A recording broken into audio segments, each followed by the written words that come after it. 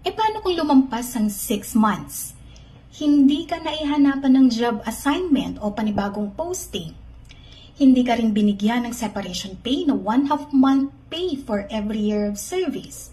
Pero nung ika-7 buwan, sinendan ka ngayon ng RTW. Ano yung RTW? Return to Work Notice ni Security Agency. Anong mangyayari kapag binaliwala mo yung RTW na yon?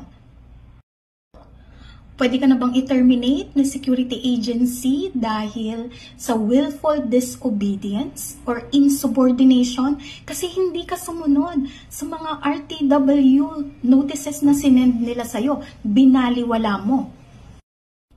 Okay, tandaan nyo ha, nagkaroon na ng constructive illegal dismissal after na mag-lapse ang 6 months.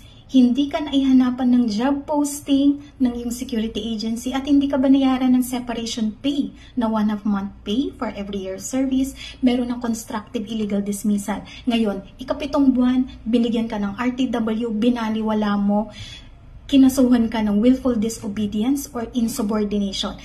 Merong inisyu na department order ang DOLE.